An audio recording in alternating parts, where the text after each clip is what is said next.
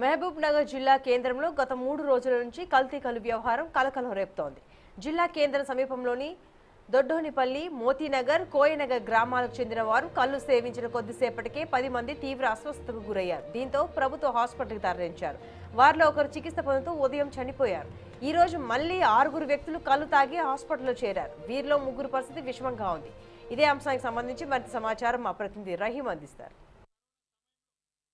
కేంద్రంలో కల్తీ కల్లు కలకలం రేపుతుందని చెప్పవచ్చు. ఏదైతే నిన్న ఒక 10 మంది పేషెంట్స్ ప్రభుత్వ ఆసుపత్రికి రావడం జరిగింది. అందులో ఒక 6 మంది డిశ్చార్జ్ అయ్యి వెళ్ళడం జరిగింది. ఒకరు చనిపోవడం కూడా జరిగింది. ఒక 3 పరిస్థితి విషమంగా ఉంది. ఇప్పుడు మనం ఐసీయూలో ఉన్నాము. మనతో గవర్నమెంట్ డాక్టర్ ఉన్నారు.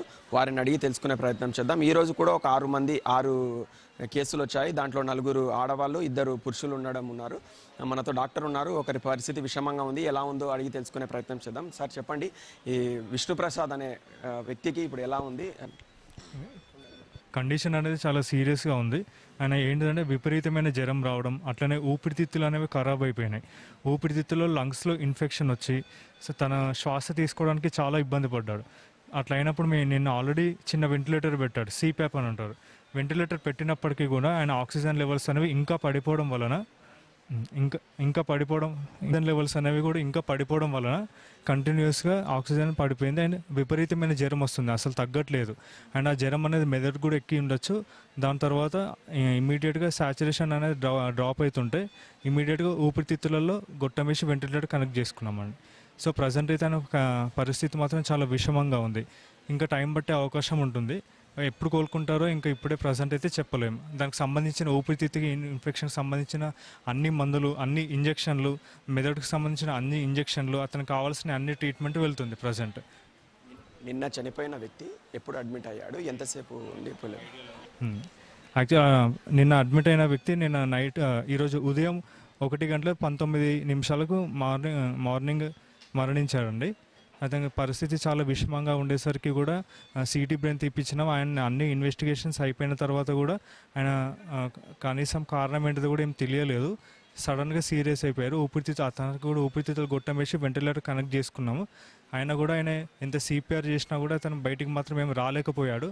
అన్ని ప్రయత్నాలు చేయంగా కూడా అతను బయటికి రాలేదు, మరణించాడు. ఈరోజు ఐసీయూలో ఉన్న 4 ముగ్గురులో పరిస్థితి ఎలా ఉంది? ముగ్గురి పరిస్థితి కూడా చాలా విషమంగా ఉంది. ఒకరేమో ఆల్రెడీ ఊపిరితిత్తులు మొత్తం ఖరాబ్ అయిపోయి వెంటిలేటర్ మీద ఉన్నారు. ఇంకా 2 అయితే మెదడుకి ఎక్కినట్టుగా అనిపిస్తుంది జ్వరం. వాళ్ళు ఎంత కూడా స్పందించట్లేదు.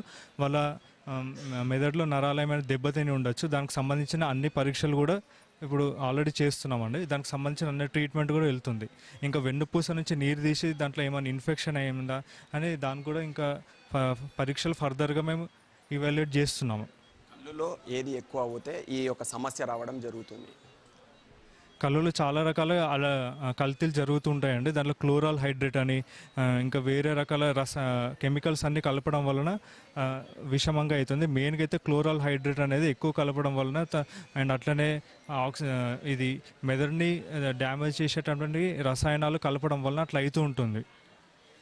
ఓకే, క్లోరల్ హైడ్రేట్ ఎక్కువ కలపడము, తక్కువ కలపడం వల్ల ఈ యొక్క సమస్య రావడం జరుగుతుంది. అలాగే ఈ సమస్య వచ్చిన వారు మూతి వంకర పోవడము, కాళ్ళు చేతులు తిమ్మిళ్ళు రావడము, ఇలాంటి పనులు చేస్తుంటారు. ఇది వచ్చిన ఇప్పుడు ఒక 6 మందిలో దగ్గర 3 పరిస్థితి విషమంగా ఉందని చెప్పవచ్చు. ఇప్పుడు ఐసీయూ నుంచి ఇది పూర్తి సమాచారం. Cameraman షౌకత్తో Rahim, 6 TV,